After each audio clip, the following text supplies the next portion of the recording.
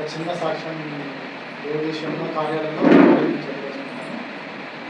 అయితే గత 2 వారాల నుంచి కొద్దిగా ఫైనాన్షియల్గా ఇంట్లో రావడం కష్టంగా ఉంది. ఈవెన్ ఎలాగంటే సిలిండర్ గ్యాస్ సిలిండర్ ఉండడానికి కూడా పైసలు లేవు. ఎందుకంటే వచ్చిన పైసలకి ఏదో కారణం వల్ల ఖర్చు అయిపోతుంది, బండి ఖరాబ్ అవ్వడం వల్ల చాలా ఇబ్బంది. అయితే అట్లా 2 వారాలు ఇంట్లో ఓకే అన్నం రైస్ వండుకోవచ్చు, అంటే రైస్ కుక్కర్ ఉంటుంది, కర్రీ ఎలాగంటే పక్కన గ్యాస్ స్టవ్ దగ్గర induction stove. So induction stove మీద మంచిగా వాడుతుంది. అట్లా ఒక వారం గడిచింది, ఒక రోజు 2 రోజులు 3 రోజులు అవుతుంది. మా దగ్గర అంటే సిలిండర్ అనుకోకుండా పోయిన శుక్రవారం యూత్ మీటింగ్ రోజు ఇంటికి సిలిండర్ వచ్చింది. రూపాయి ఖర్చు పెట్టారు. అదే కాకుండా ఇంకోటి ఏంటంటే పోయిన నెల కరెంట్ బిల్ కట్టలేదు. కరెంట్ బిల్ 1200 వచ్చింది. ఈ నెల కరెంట్ బిల్ మళ్ళీ 1200 వచ్చింది. అయితే నిన్న ఉదయం సమయంలో దాదాపు 10ంటికి నేను పనికి వెళ్ళే టైంలో వర్క్ చేస్తుండగా కరెంట్ పోయింది. నార్మల్గా కరెంట్ పోయిందేమో అని నేను అనుకున్నాను.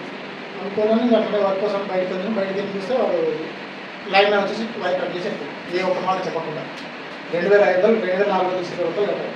నా దగ్గర కేవలము 100 రూపాయలు ఉంది అకౌంట్లో. 100 రూపాయలు ఉంది.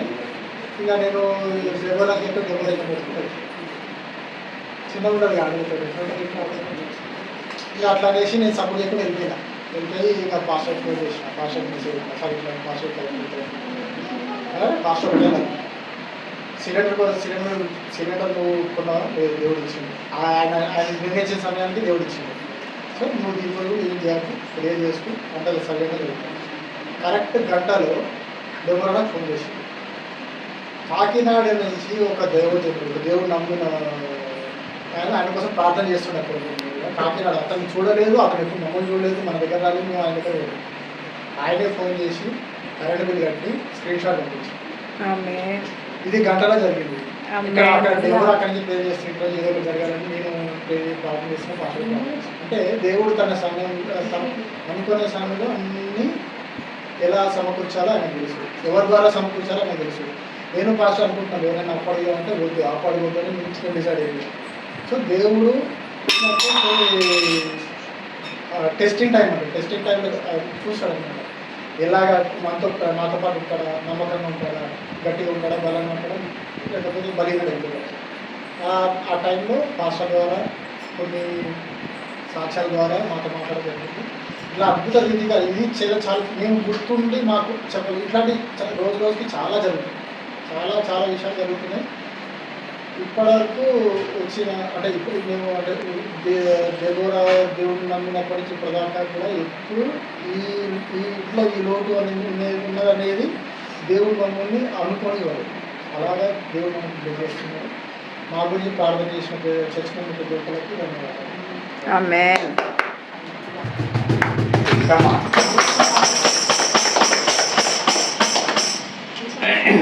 So actually Samuel is a well-educated person.